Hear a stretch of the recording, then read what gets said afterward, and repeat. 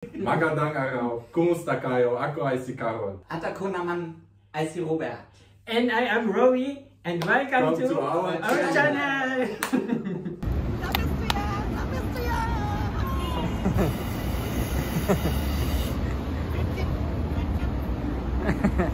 Let's go.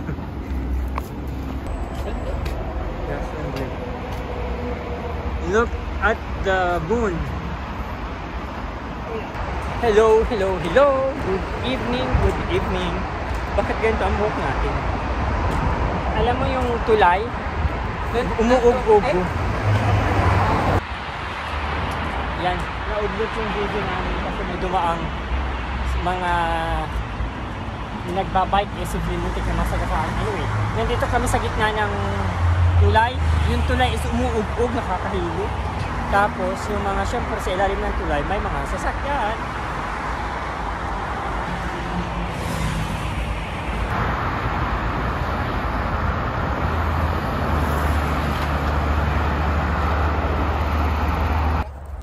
Yeah. Nandito ulit kami sa park. And itong park na ito is para sa mga nudes. Was habe ich hier? Film schon mal das. Yeah. Ang dami pa ring tao kahit alas 8 na ng hindi, alas 7 pa lang. Alas 7 na ng gabi pero marami pa ring tao. And medyo hindi na katulad dati na mainit. Kapag ganitong oras, medyo ramdam mo na yung lamig. Ako lang pala kasi sila nakadamit pa. Ako nararamdaman ko na yung lamig. Hindi na ako nakapag-vlog ng madami sa park kasi si Flynn manangungulit. Nandito na kami, pauwi na ng bahay. And nag-iisip kami ni Robert, oh no, we are not thinking about it, but we are planning. Flynn, nice. We are planning to send Flynn in the dog school, but we still don't know when because we are working. Hindi pa alam namin kung kailan magmamatch yung schedule. But yung dog school is every Sunday only, right? Yeah. No, I'm sometimes. I think so. Yeah. Okay. Yeah, that's. I hope it will work. Pero kapag hindi, but if it's not, then we will hire a private teacher, yeah, Robert? Yeah. Maybe a private teacher. Maybe private teacher. Kasi kailangan namin i-train yung dog. Flynn!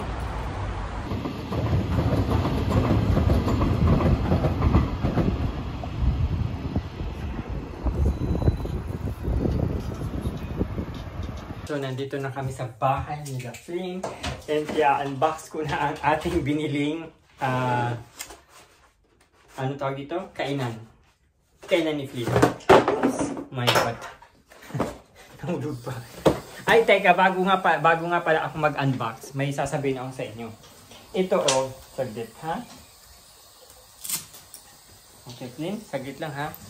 Ito, yung tali ni Flynn para sa liig niya, imbes na sa liig namin tinatalian, sa body niya, sa body.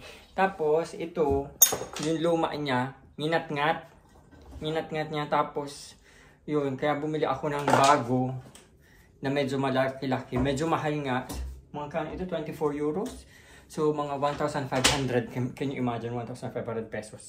Tapos, ito is, yung luma niya. Tapos, i-unbox natin ito, kung anong laman nito. Robert, can you, favorite ni Robert, his favorite soy sauce. Can you help me hold the camera and I will open it? Thank you. Okay. Ito na yung bubuksan natin. In-order ko ito sa Amazon. Si Carol ang nagpili nito. Hindi ko alam kung anong itsura. So, dalawa ba? So, hindi ako masaya sa order namin. Kasi akala ko is ano siya, akala ko is merong yung lagayan. Ano tawag doon? Akala ko is yung merong parang box na magkatabi sila. Parang holder. Wala pala. Ito lang pala. Isang sa tubig. Stainless siya. Siguro kasya na dito para kay Flynn. Pagkain din. Dito sa isa is tubig. Tapos, maganda siya kasi hindi siya slippery para mag-stay sa isang lugar kapag dinglat-dilatan niya. Feeling ko hindi siya mag-slip. Yun, ito yung kainan niya. Lagyan na natin ng tubig. Okay, Flynn, come. Okay. Yeah. Your water. Drink. Drink na, Flynn. Ayaw niya pang uminom. Flynn, drink the water. Drink! Ayaw niya pa. So, danke, Robert. Thank you so much for being my cameraman. Thank you.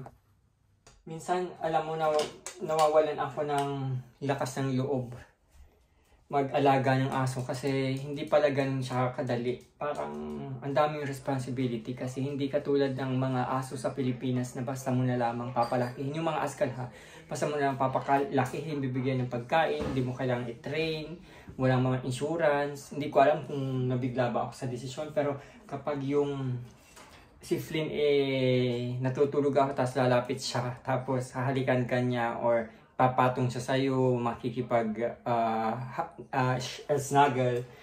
Nakakatuwa, pero yung responsibility, grabe. Parang hindi ko alam kung nabigla lang ba nga talaga ako. Pero pinag-isipan ko naman yan. Hindi nga lang siguro ako sanay kasi ang hirap kasi every after work and before work kailangan ko siyang ilabas and nakakapagod, exhausting actually. Pero on the other hand, rewarding kapag yung aso mo is sweet sa'yo.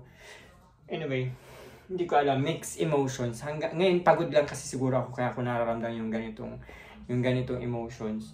And after work, and then kailangan ko pang mag-work dun sa Airbnb. And then, kailangan kong may business pa akong inaasikaso bukod sa full-time na work. And then, plus dog and mga extracurriculars. So, kailangan mong i-meet yung friends, ganyan. And kailangan ko pang mag-vlog. Kagabi nga pala, nakapag-edit ako ng 5 vlog. Yan yung na-edit ko na vlog, 5. And na-i-upload ko na rin siya. And, yun. Na-upload ko na rin siya and wala pa siyang mga title pero nakaset na siya. Yun yung ginawa ko kagabi. And ano pa ba? And yun. Medyo pagod ako ngayon kaya ang hirap. Hindi ko alam yung emotions ko is parang nagsusway, parang menopause. Nagme-menopause. Ang hirap. Anyway, ganyan siguro talaga ang buhay sa abroad.